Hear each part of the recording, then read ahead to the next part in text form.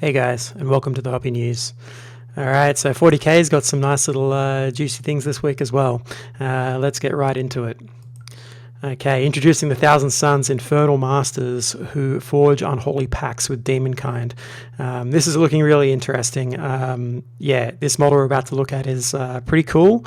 I definitely love this concept. I'm a big fan of what you'd call that, like familiars, magical familiars. If you ever click the link in my description for my Blighted Gods brand, which is a brand that's based on necromancy and death and demons, I do a lot of, I guess, little familiars and minions that go with like main characters and stuff like that. If you go through the website, you'll see them all there, and they're part of a card game and everything, but and miniatures and so on. But you know, I definitely love that type of aesthetic and that type of thing where you have your little, I guess, pet class. You know, you have your little minions and so on with a main character. I think it's really fun, and in computer games as well. But here we've got this type of concept coming through. It looks like, I don't know how strong it'll be, but it's definitely very interesting. So let's take a look. So here's the model, and we've got our little familiars here, which are cute little little screamers coming into being. You know, and I think that's just like an awesome little piece. I can see this being used in so many things. They're just going to snip that off right there at the join and use this little piece in so many dioramas and yeah, all kinds of stuff. I think that's a really cool thing. The model itself is really nice. I like this. You know, looks cool. But I think this is really the star of the show. These little screamers here are just awesome, and I do like the idea of this character and what he's bringing to the party. It doesn't give you all the rules here, but it gives you a little taste of it. But yeah, I like that. I think that's a really nice touch, and I think it makes a lot of sense for Thousand Sons to have those close relationships with demons, and you know, because they're trying to get power and magic, and you know, and use that demon connection to help boost their abilities and so on, and more so than a lot of the other Chaos Gods, they're looking for that magical power and that insight, that wisdom into the very nature of chaos itself, and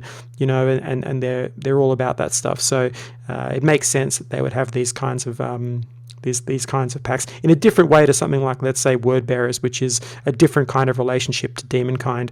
The Thousand Sons are looking for a kind of a more unique experience, which is more like that classic fantasy wizardy kind of, I guess, aesthetic, which is really cool, you know, and a fun thing to have in 40K for sure. I love these little braziers on the back here with the little bits of you know, flame and so on that are doing strange things. Yeah, it's just a great model, right? If you're a Thousand Sons player, you should be very happy with this, especially if you're a little aquatic aquarium that you're going to be building. You know, if you get the Ideneth Deepkin Underworlds pack with the crab and so on, and the Pokemon fish and everything, and then you get this, you can have yourself a little aquarium and you can put them all in there. And I'm sure like there's a few goblins you could throw in and a few squig here or there, and you know, you could have yourself a nice little like Animal Crossing, like a little farm collection of cute little Warhammer creatures, you know. But anyway, let's see what it's all about. So in our preview of the biggest points drop from Chapter Approved 2021 last month, we revealed that new codexes are on the way for both Thousand Sons and Grey Knights. We even hinted that a new character, the Infernal Master, would soon be joining the ranks of Magnus. So yeah, this is him. Well, it's time to meet him. So yep, here he is. And the Infernal Masters are sorcerers of the Thousand Sons who specialize in demonology, enabling them to strike bargains with powers of the warp to secure unworldly aid. Yep. So if you've read the Horus Heresy novel, The Thousand Sons, you'll be familiar with the familiars that Magnus' sons know as tutelares, I think that's how you say that. It is these demonic sprites that Infernal Masters call upon to do their bidding, a process known in the game as making infernal pacts. So yeah, really cool idea. I like this a lot. It's just it's a nice little touch, and I'm surprised this hasn't been in the game before in such a an obvious way. It feels like that's a very Zinchian thing to have, and it's nice that it's finally there. It's pretty cool. Every Infernal Master knows 2 of the 6 Infernal packs that feature in the new codex, each of which summons these tutelares from the warp to intervene on the battlefield. Based on your choice of Infernal packs, the tutelar can be tasked with killing or confounding your enemies or enhancing the abilities of your own units. Here's a sneak peek at 2 of them to slack your thirst for knowledge. How very thousand sons of you. Okay, so let's see. We've got capering imps. If this pact is successful, select 1 enemy unit within 24 and visible to this Infernal Master. Until start of your next command phase, that unit cannot receive the benefits of cover, cannot fight Overwatch, and cannot set to defend. Okay, so yeah, that's not too bad. It really depends. I guess this is kind of like really specific to your list and whether you're going to make use of something like that. I guess you probably would. I'm not sure how impactful that's going to be, but I mean, it's nice. It's got decent range, 24 inches. I guess if you're buffing another unit to fire at something that's gaining cover or something like that, then yeah, or you're looking to charge something that's good, like maybe this might be really good against, let's say, Tau or something like that, because they, or at least traditionally they relied on Overwatch a lot. This edition not so much, but you know, maybe something like that, or Goa Guard Line or something you're charging in. But then again, you're not really worried about most of that if you're a Chaos player or a Thousand Suns. You know, they're pretty tough. So I don't know what this is actually meant to be combined with to make this efficient, but overall it's nice. It's not like wow, but it's yeah, it could be useful. I guess those that have been playing Thousand Suns for a long time will probably know where best to use something like this. But for me, look, I'm more of a Nurgle player, so looking on the outside, looking in, I don't. Yeah, this doesn't feel like huge, but you know, could be interesting, I guess. This would have been much better, let's say, in 8th edition, something that cannot fire Overwatch, that sort of thing. I think 8th edition, this type of strat would have been pretty good, definitely.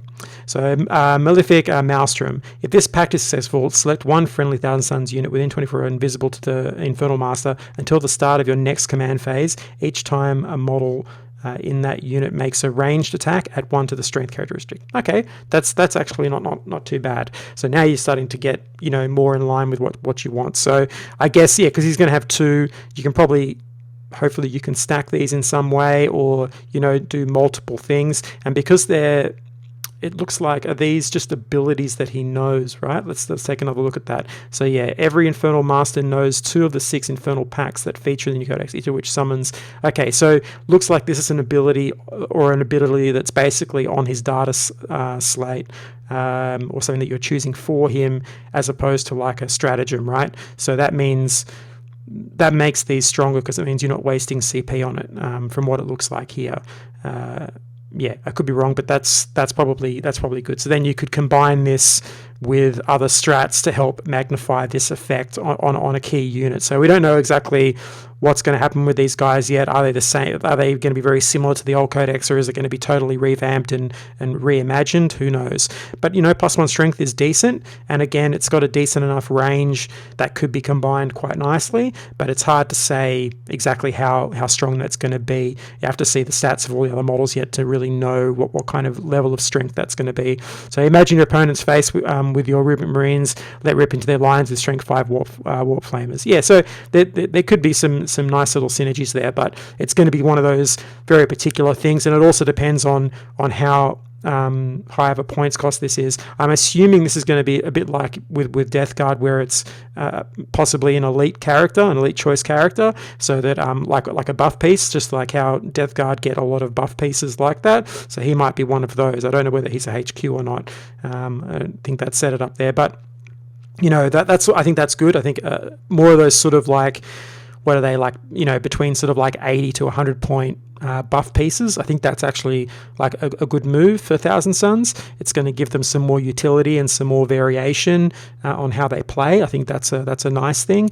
You know, all those different Virons for Death Guard have been great, and all work in different ways in different lists, and I think that's really nice. It gives them a bit more flavor, and I think that's the same thing you're going to want to see for Thousand Suns, is, you know, that variation between all of the magic and the psychic powers that you're doing, and which kind of sub faction or allegiance you're sort of picking, and how that's going to affect, and then which of these buff pieces are going to sink in with that and allow you to do various kinds of effects without needing to use stratagems, because that's really where the power is. If your units have abilities that can be synergized without the need of wasting CP on it, and you just get these different buffs passively just by existing in certain, you know, ranges of each other. That's a really, really strong feature.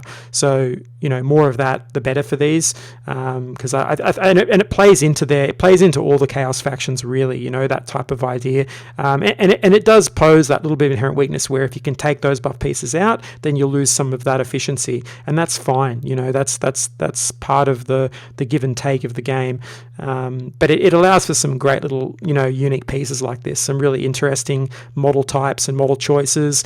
You know, I think that's definitely the way to go. I like these kind of one-off, kind of almost like, you know, like in the stories, those sort of roaming, aspiring champions that go off on their own, and, you know, they forge out their own path, and they become like a little sort of god idol in their own right, and people flock to them to worship at their feet, and, you know, they're seen as sort of these sort of like, you know, godlike characters, and they're just Marines or just these sort of, you know, leaders that have gone their own way. And I really like that idea, and I like to have those kind of characters in your army, because, you know, in the stories, they're never really ranked up like this in these squads, very rarely. You know, they're usually dispersed among the stars, and they only come together when they're on the warpath or whatever, from a big leader that's bringing them together, like Magnus or whoever. You know, but otherwise they're generally, you know, they're a lord in their own right. Even the basic Marine, he'll have his own little, you know, little bunch of minions that he lords over in some little, you know, area of the Eye of Terror, you know, in the warp somewhere on a planet, and he'll have his own underlings and stuff like that, and they all kind of are reaching for the stars. They're all trying to become a demon prince. They're all trying to become the greatest, you know, of any of them, right? That's every single one in this photo here is looking, well, maybe not for Thousand Suns, because they're all kind of you know, these are almost like automaton.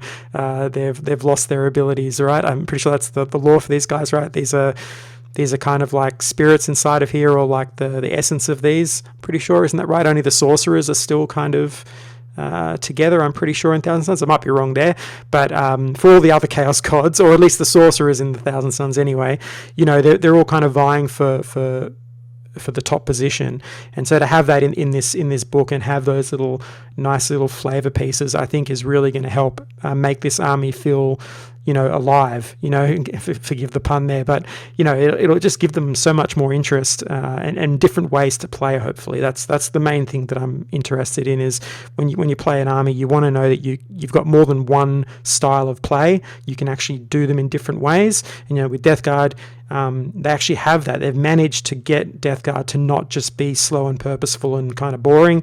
They actually do have some different play styles, very, very different play styles, depending on how you choose it.